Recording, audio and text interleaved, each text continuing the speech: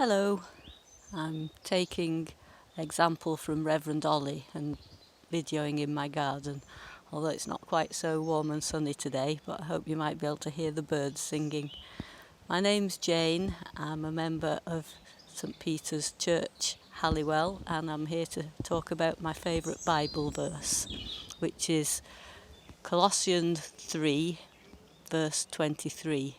Whatever you do, put your whole heart into it, as if you're doing it for the Lord. That verse has been special and important to me for a long time, since I was quite young, actually. When I was very young, I went to a Crusader class. I started off in mini cruise when I was 5 years old and progressed to the Crusader class when I was 8 years old, and I shall be forever grateful to the Crusader leaders for all the sound and biblical teaching that they gave me, which was really important as I was growing up. When we went to Crusaders, which was a Sunday school class, but it met in people's houses, we were given every year a motto card. Sometimes it was a little one on a piece of paper, sometimes it was a bigger one, but it was a verse for the year that we had given to us and something to think about for the year. And when I was about 15, we were given our verse for the year on a big poster, and it was Colossians 3:23. Whatever you're doing, put your whole heart into it, as if you're doing it for the Lord. Well, I took this poster home and I stuck it up in my bedroom and left it there. Previous year, we'd also been given a verse that was a little mobile. It was an owl that you had to put together, and on its claws, on its feet, it said, "Hold fast to that which is good." So I had both of those in my bedroom.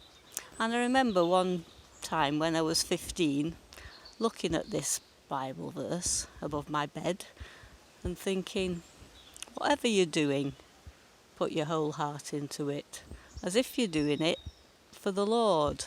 And I thought to myself, if that's true, that really affects everything. It affects my attitude to everything that I'm doing. It affects how I do my studying, how I go to school, what I think about my exams. It affects what I'm doing when I'm cooking or in the garden or meeting my friends, because I'm not just doing it for my parents' approval or the teacher's approval or anybody else's approval. I'm doing it for God, for the Lord. And that really struck me as I was growing up. And that verse has been special to me since then. As I've moved into jobs, I've worked for some bosses that were good, some bosses that weren't quite so good. I've actually been a boss when I led a team. But the important thing for me has been that I'm not really looking for people's approval for the things that I'm doing. I'm trying to do it for God.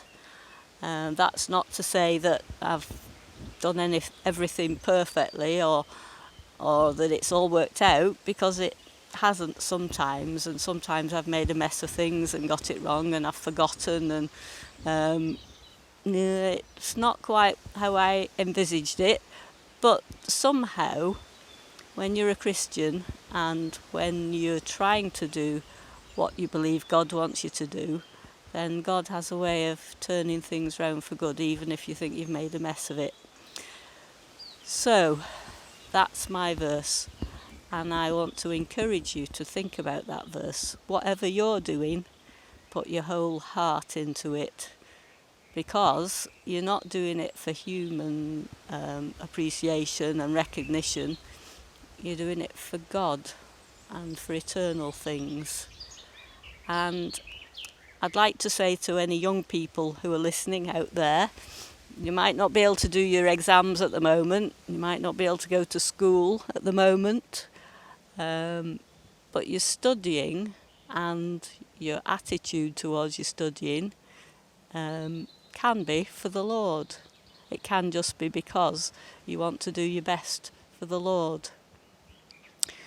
And also I'd like to encourage people out there who are leaders of young people, might be Lighthouse, Tread, discipleship groups, youth clubs. The influence that you have on young people and the messages that you give to those young people can last a lifetime and can be really important. So don't give up and keep doing what you're doing for the Lord. So whatever you're doing today, go out and do it for God. Thank you for listening. Bye.